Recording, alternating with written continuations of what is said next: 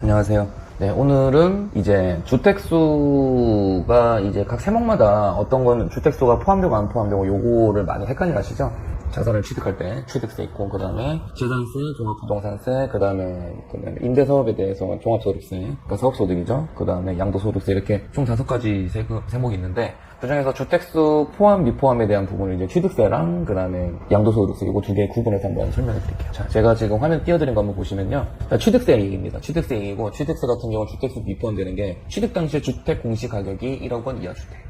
그리고 노인복지 주택으로 이제 용도를 하기 위해서, 그 다음에 국가 등록문화재, 그 다음에 가정 어린이집으로 운영하는 거, 그 다음에 농어촌 주택인데, 농어촌 주택 같은 경우 대지가 660m 제곱 이하야 되고, 건물의 전체 연면적이 150m 제곱 이하, 건물 시가 표준액이 6,500만 원 이하야 되고, 그러니까 특정 지역에 또 있어야 되고요. 그 다음에 사원 임대 목적으로 쓰기 위해서 취득한 경우, 요렇게는 이제 주택수에 미포함됩니다. 자, 그렇게 되고, 이제 주택수에 포함이 되면은 세율이 바뀌어서 그런 거죠. 예, 그런 부분도 있고 해서, 예, 그 취득세, 주택수가 미포함이 중요하고요.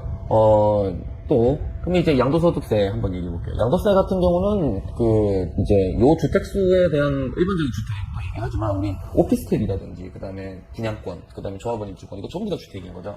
또 뭐 다중주택이라든지, 그 다음에 뭐 이런 여러 가지의 형태의 주택이 있습니다. 전부 다 주택수에 포함이 됩니다.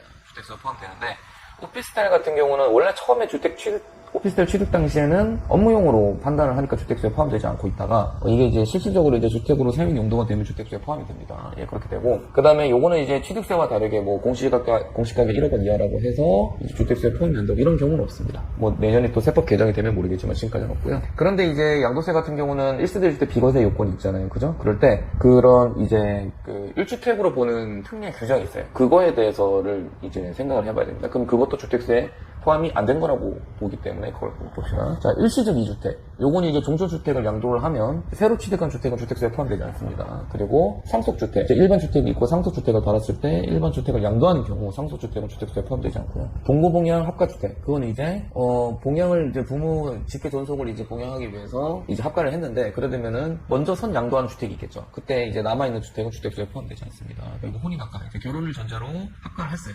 혼인을 해서 이제 주택수 각각 주택이 하나씩 있었는데, 주택이 2개가 됐죠. 그럴 때 먼저 양도하는 거는 이제 1세대 1주택을 받을 수가 있습니다. 그러니까 남는 거는 주택수에 포함되지 않는 걸로 봐야 되겠죠. 그 다음에 문화재 주택. 요거는 이제 문화주택 하나랑 일반 주택이 있고 있을 때 일반 주택을 팔았을 때고, 농어촌 주택 하나 있고 그다음에 일반 주택이 있을 때 일반 주택을 일반 주택을 팔았을 때, 그때 이제 농어촌 주택은 주택수에 포함되지 않고요. 그 다음에 장기 임대주택 사업을 하시는 경우는 거주택을 양도를 했을 때 거주택 비과세 받을 수 있습니다. 요거는 또 이제 장기 임대주택을 하는 거 주택수에 포함되지 않은 뜻입니다. 자, 우선 오늘 이렇게 간단하게 한번 얘기해봤고, 내년에 또 세법 개정이 또 나오는 것 같아요. 지방에 대해서 미분양 주택이라든지 아니면 또 이래 소형주택 같은 경우를 이제 주택수에 포함 안 시키는 그런 세법 개정이 지금 생긴 것 같은데, 그거는 내년에 한번 쫙 설명을 드리겠습니다. 네, 감사합니다.